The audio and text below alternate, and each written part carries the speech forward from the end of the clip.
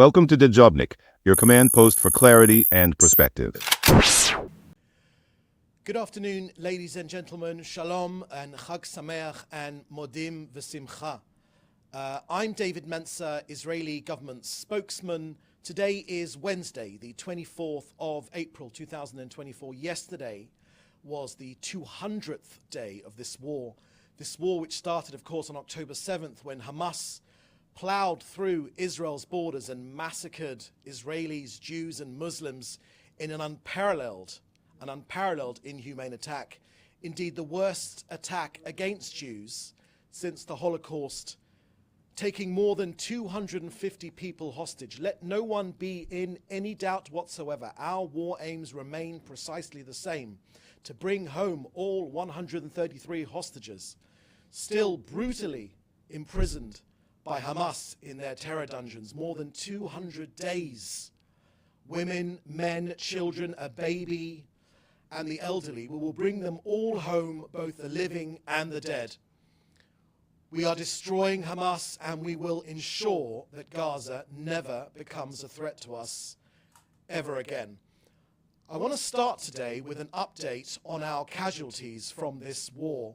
IDF fatalities since the start of the October 7th massacre have unfortunately risen to 606. That's up 2 since our last briefing. The people of Israel grieve with the families of Major Reserves Dor Zemel. Dor was 27 years old from Even Yehuda in central Israel. Major Zimmel died on Sunday from his wounds after being badly injured on April the 17th by Hezbollah fire from Lebanon.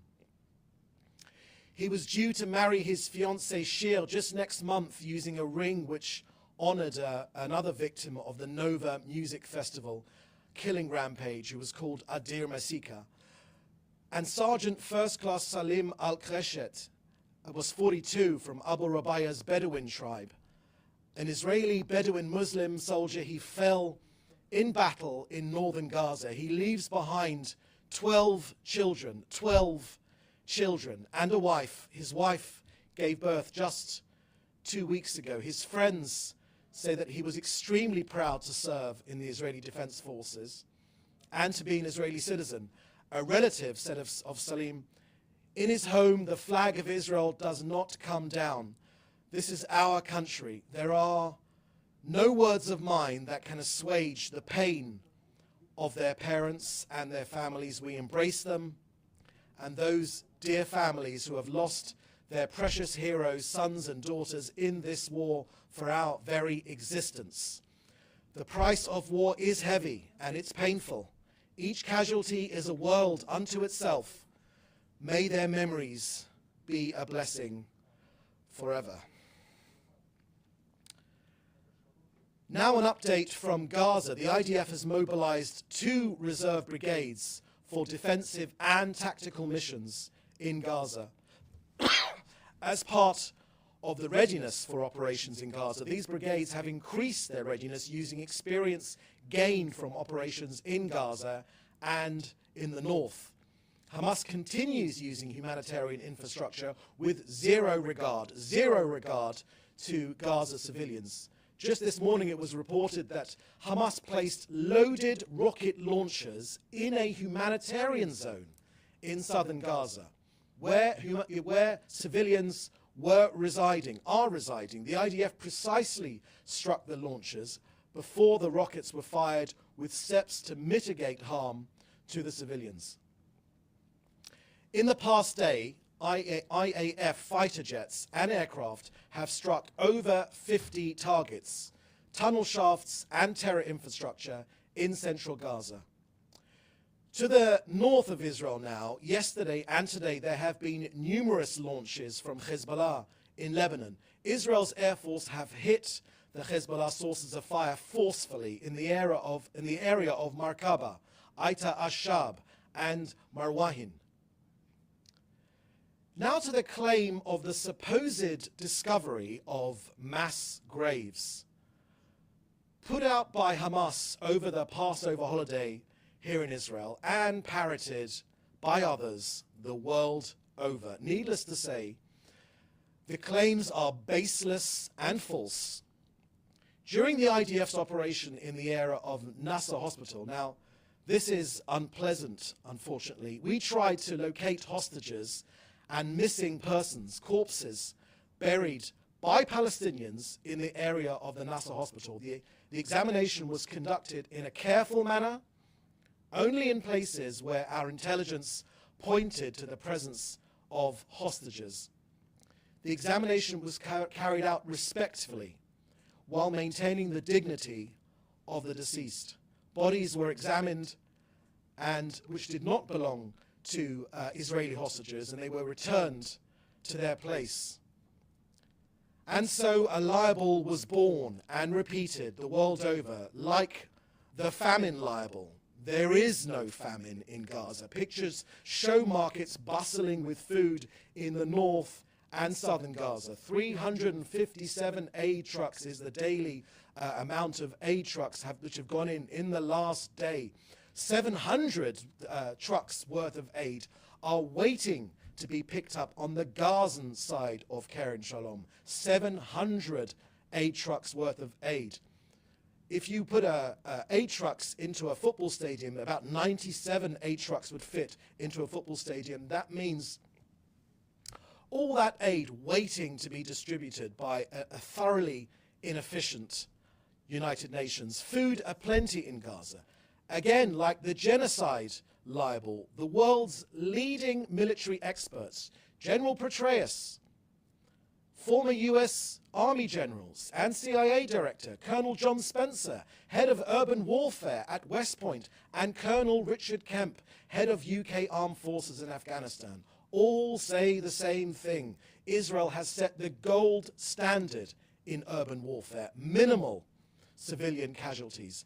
At least 26,000 terrorists killed, apprehended or wounded and taken off the battlefield. And now the latest lie of mass graves. Lies and half-truths, Israel maligned. But here's the difference. We investigate and we get the truth out. Where there are mistakes, we hold up our hands and we admit to them. We own up to them. We make changes in our practices. We will, of course, prevail. There is little condemnation of Hamas firing from maternity wards or from the emergency rooms. And I can tell you one thing for sure, it was not the midwives that were doing the firing. In every hospital in Gaza, we have found terrorists. But we've targeted those terrorists, we've eliminated them, and civilians have been moved out of harm's way.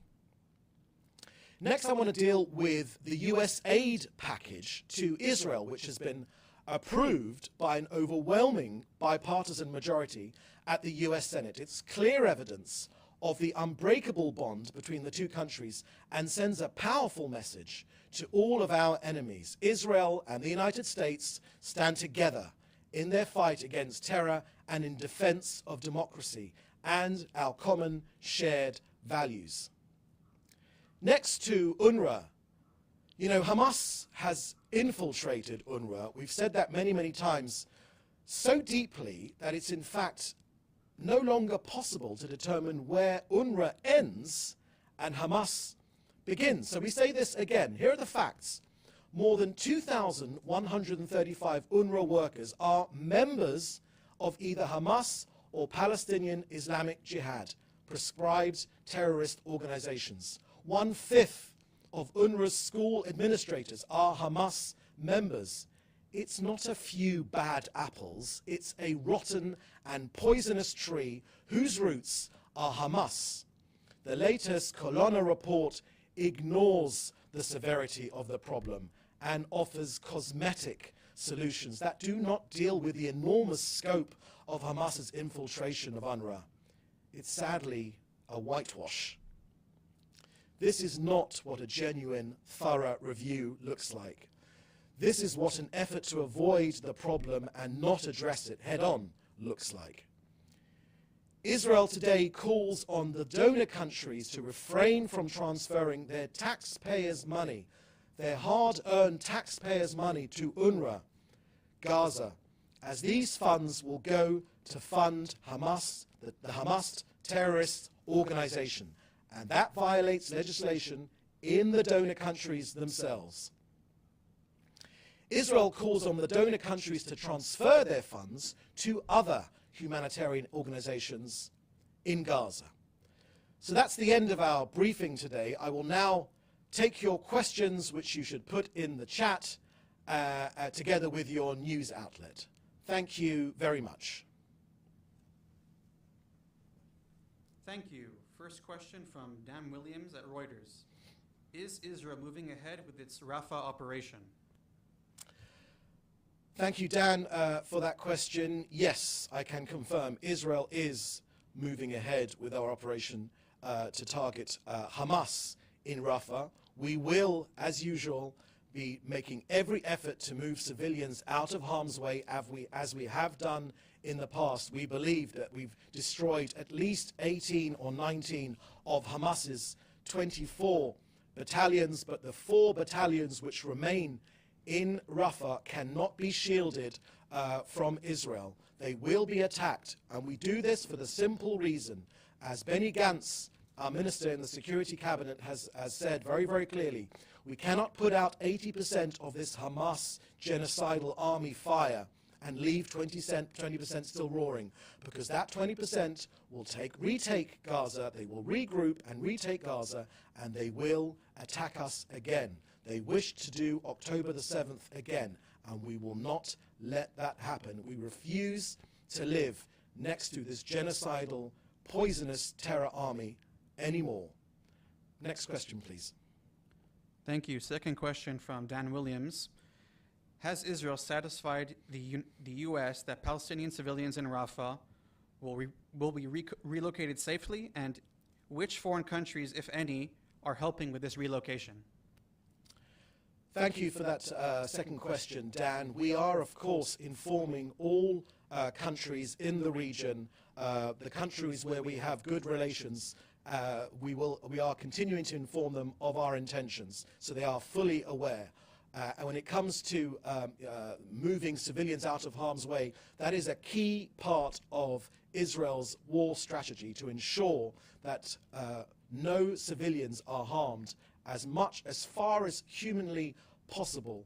We get civilians out of harm's way, as we have done in the past, which has resulted, as General Petraeus, Colonel John Spencer, Colonel Richard Kemp have all said, have resulted in the gold standard of civilian to terrorist ratio when it comes to the results of this war. We are going after Hamas. We will not leave these four battalions still standing. Next question, please. Thank you. Question from Jody Cohen, WION. What is Israel's response to calls for an international investigation into Hamas's allegations of Israeli executions and mass burials at hospitals in Gaza? And does Israel have trust in international investigations after the last one found that Israel hadn't provided evidence of UNRWA-Hamas links? Thank you very much for that question, Jody.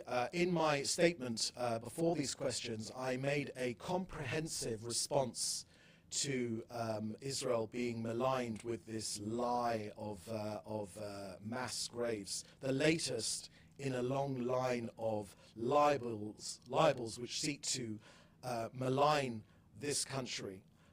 We know these are lies. We've proved many, many times these are lies. Of course, the lies are reported. Our disproving these lies is very rarely reported, but we've ensured that all of our partners in the US and around the world are aware of the truth. These lies, of course, have a major effect on populations around the world, and we've seen that these lies have taken hold in many, many countries, resulting in huge increases in anti-Semitic attacks against Jewish communities around the world, on university campuses, and the world over, unfortunately. So the responsibility to report accurately is extremely important. We have wholeheartedly disproved this libel, and we will do so again and again and again.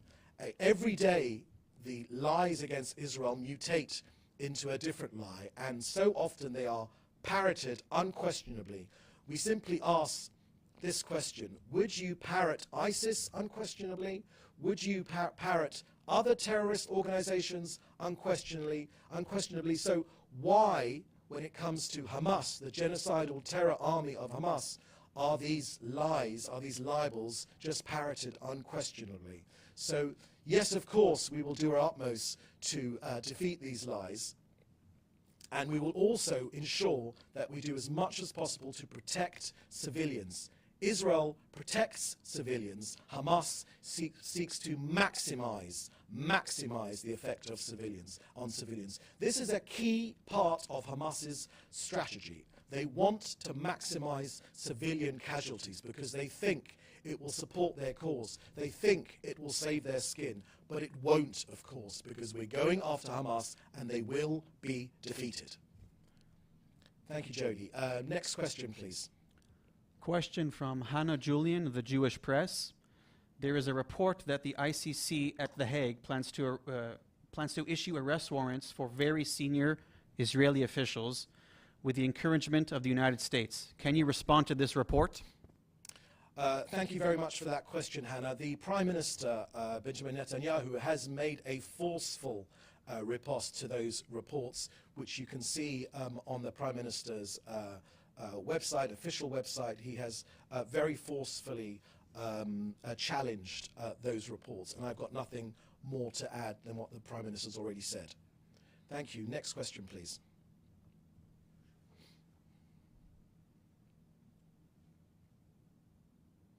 Question from David Isaac, JNS. You mentioned the aid package and the unbreakable bond between the U.S. and Israel, but the U.S. administration has been doing everything to stymie Israel's actions against Hamas and Iran. What is Israel doing to ensure freedom of action in the future? Thank you for that question. The facts speak for themselves. That's all I will say on that question. The facts speak for themselves. Next question, please. Thank you. No further questions. Thank you for joining us today. We'll have another press briefing tomorrow at the same time, at the same place. Please stay safe, and of course, Chag Sameach to those celebrating Pesach and Passover. Thank you. Bye-bye. Thanks for watching. Drop a comment below. Don't forget to like, share, and hit subscribe to stay updated with our latest content.